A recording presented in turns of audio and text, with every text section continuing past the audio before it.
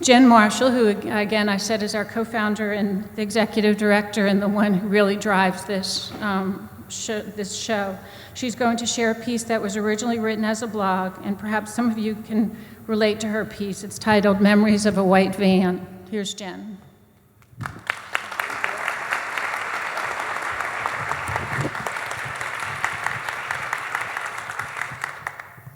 It was early April 2014, and I was driving in the misty spring rain to meet two of my closest girlfriends for lunch. Looking out my window, I found myself caught up in memories from my past. Beside me on the highway was a white police van with a fenced divider separating the driver and passenger in the front from the cargo in the back. 4 years prior, I was the cargo in a van just like the one next to me, and we were traveling on that very same road.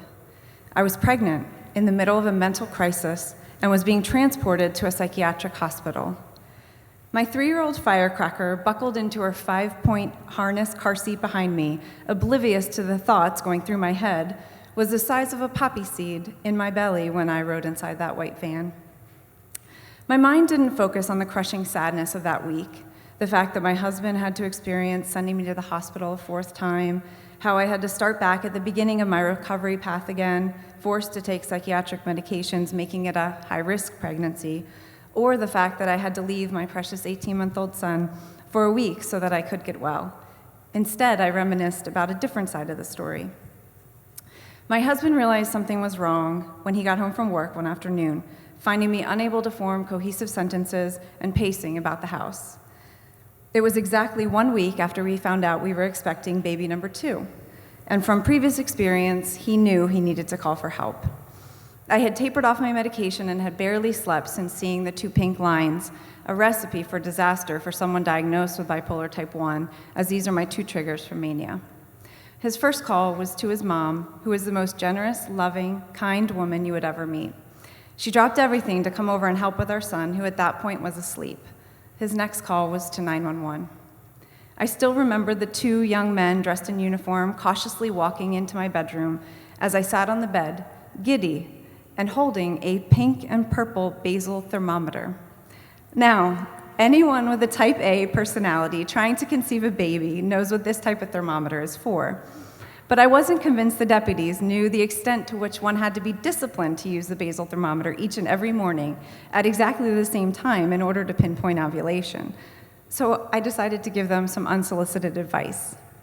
I told them how the key was to set your alarm to go off about a half hour before you'd normally wake.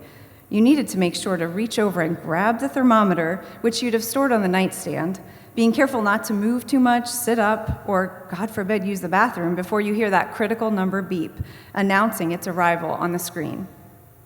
This was the key to getting an accurate reading of impending ovulation.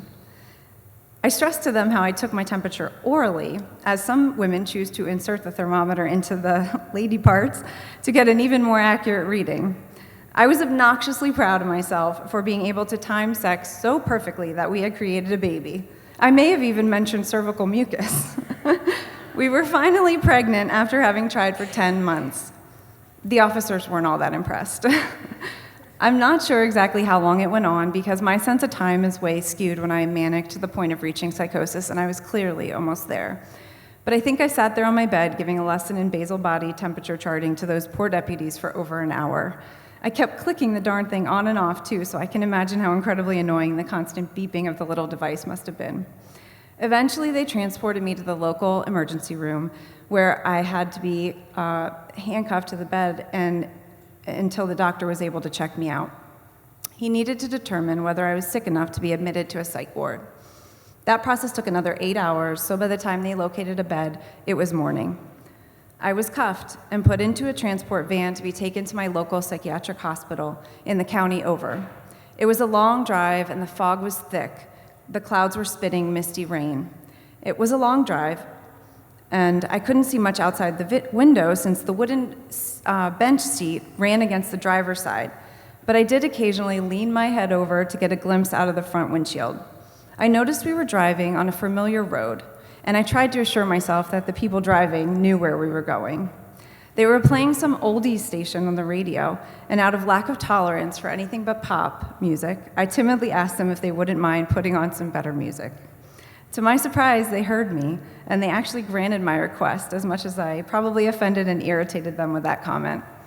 They flipped to a pop station, and I urged them, "Oh, leave it here, I love this song," as King of Anything by Sarah Bareilles came on the radio. Then I proceeded to sing every word. I'm a car singer, what can I say? It's so strange to me how my mind can go so berserk from the lack of sleep and meds in my blood, but yet I can so clearly remember such random events like the health lesson I gave the officers and the backseat DJ request from my trips to the hospital. That day, driving to the restaurant, my baby girl and I were singing a different song on the radio, same artist. As we belted out the words to Brave, I said a little prayer for whoever may have been in the back of the van I saw, if anyone, and for people across this country in the middle of psychiatric crises riding in white police vans. Someday in the future, when they're well into recovery, hopefully they'll be able to look back on that day and remember some tiny, silly memories to laugh about as they reflect on how far they've come. I hope they'll find their brave so they can talk about their experience to help others too. Thank you.